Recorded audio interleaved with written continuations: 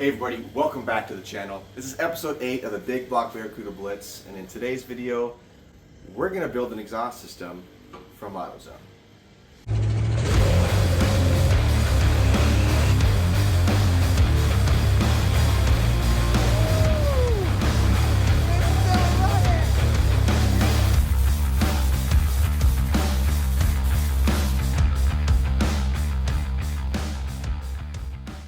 If you've been following along with the channel, you know that there have been no expenses spared on my grandma's 69 Barracuda. Because of that, now funds are tight and the holidays are around the corner, so I'm trying to be mindful on what I spend. I've got $300 in all the parts from AutoZone. So let me show you what I'm working with. Now, this is just one side, of course. I'm running a Magnaflow 20-inch glass pack, essentially. Just some random pieces from AutoZone that come up with the difference. I got both mufflers, because the other one's currently into the car and mocked up. Both mufflers for like $165. And then all the extra pipes, the turn downs and whatnot for around $200 and I think like $96. So just under $300. Now a universal exhaust system is going to be around like $600 to $700 from Jag, Summit, or any of the other providers. That's not that bad, and I'll probably do something like that later on in the future. But again, I want to try to get it done as cheap as I can for now, just so I can drive the car. Can't run it around the neighborhood straight headers. Already gotten some looks. And all the stuff you get from AutoZone, this is all going to be galvanized. So it is important to make sure you take a flap disc to where you're going to weld before welding. Otherwise, you're going to get some really terrible welds and it won't penetrate that well. Even after doing that, you can see some of the yellowing where the heat goes into the galvanized layer there. That's fine. I took it off where I was actually welding. I just stitched all this stuff. Nothing crazy special, but it'll work just fine. And it'll quiet it down enough to where I'm not too concerned about firing it up on a weekend or whatever, right? Now I've got the driver's side already welded in and mocked up.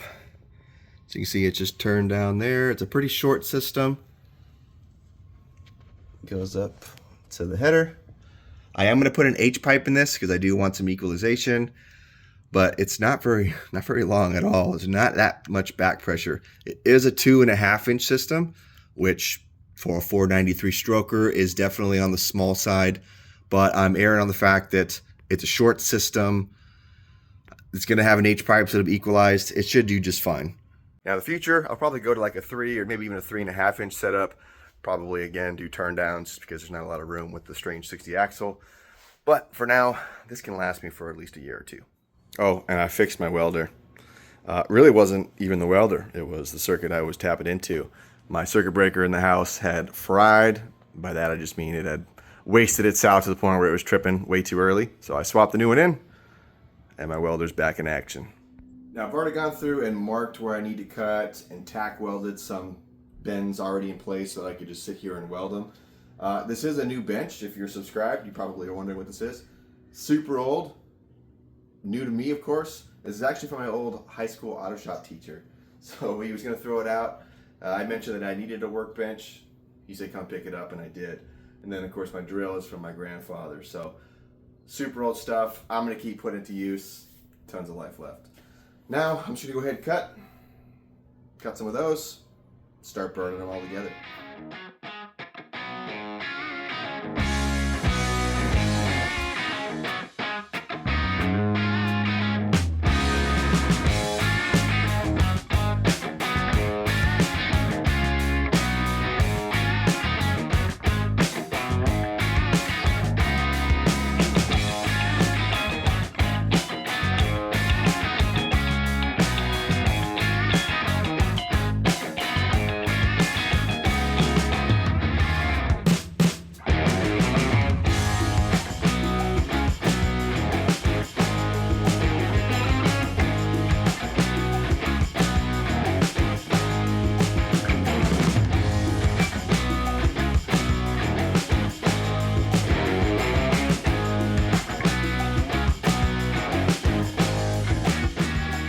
Not bad. I'll take it.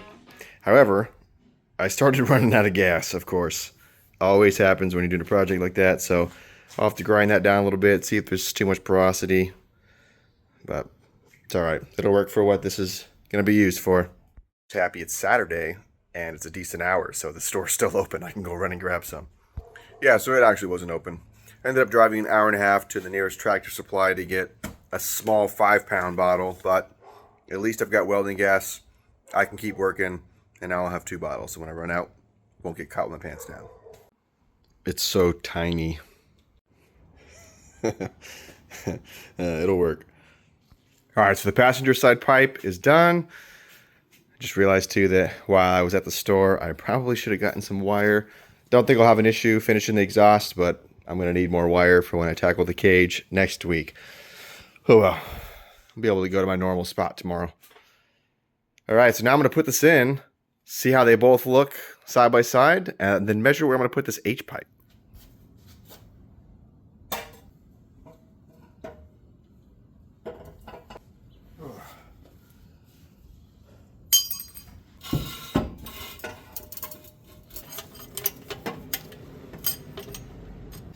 Come here, camera. Alright, so here's the passenger side. Just bolted in hand tight. When I hold the phone on a level playing field, both exhaust pipes are right at the same level, which is what I wanted. See the other one right there? They do go a little bit below the trans pan by like half an inch or so, which is fine. I'm okay with that. I'd much rather hear the exhaust touch before the pan. You see that freaking leaking oil pan? That's not even from the gasket. You see that welded seam there to make it an extra quart pan? Yeah, thanks Wyan. Now I gotta swap out a new pan. Anyways, so here is the exhaust. It goes 2 feet before the rear tire. So a little bit shorter than most. If I go underneath, it's a decent room over there. In fact, I think most of these systems, when you dump it before the rear axle, actually goes down another 2 feet right before the axle gets dumped. Not a problem. I've got the mufflers next to each other, exactly where they want to be, where I want them to be. The turn downs are right where they need to be. Now is selection for the H pipe. So I've got 2 options really. Right before the mufflers, which isn't really the best for scavenging, or before this cross member. This is the trans cross member. So, and I think I've got perfect spot right there to here. I can easily fit a 2.5 inch pipe and keep it above the trans pan, or close to the same level at least. So that's what I'm gonna do. All right, yeah, hole sawing exhaust pipe. Not as easy as it sounds, but holes are in there. All right, thanks to the handy dandy angle grinder, H pipe is ready for mock-up. Alright, so I yanked it out, I got it on the bench. It's not perfect. I wish I would have tacked this in a little bit differently. That side's fine. This side is okay, but there is a gap right here. It's alright. I'll be able to fill that in with a weld. Alright, I'm going to go ahead and start burning this together. Let's see how this looks.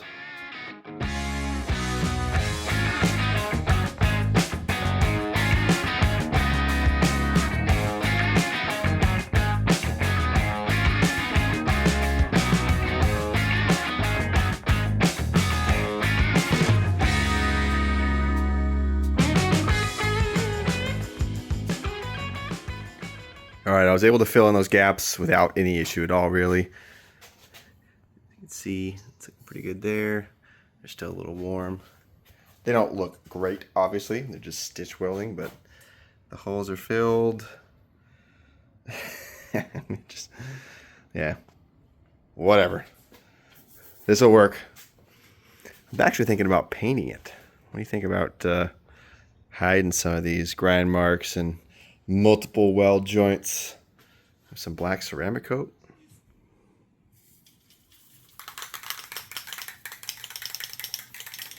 And this is how it came out.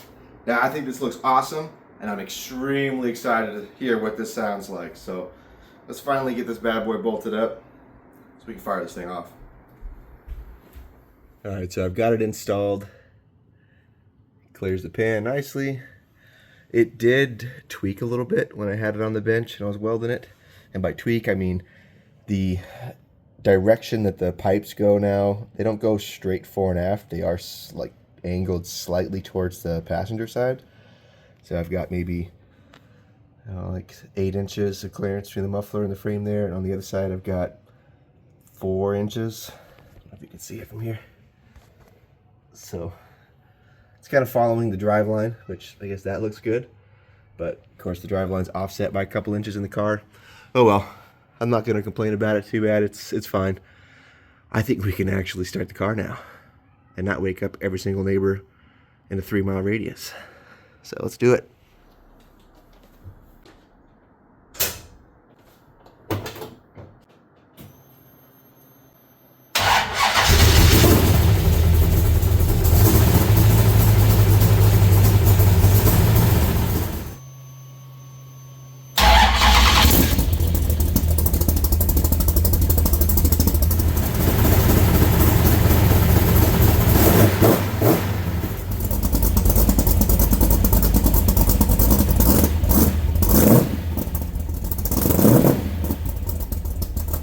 One of the things I was worried about going with the glass pack style is, if you've ever heard a old school glass pack, it's really raspy, right? Lots of pops. Don't mistake the lope for pops in this. This has got a huge cam on this 493, so you're gonna have that lopey idle. But I didn't hear a whole lot of the raspiness. I heard a lot more deep tone, which is what I wanted. And obviously, as soon as you give it a little bit of gas, it starts to wake up a lot more. So that's perfect. That means I can baby it out of the neighborhood and then have fun once I'm free and clear. All right, now I'm gonna throw some hangers on the back there so it's all just not sitting on the headers. And then I'm gonna jump on the roll cage. So thanks again for watching. Please hit the subscribe button if you're not already. I definitely appreciate it. And I'm looking forward to showing you the first cruise with this car here shortly.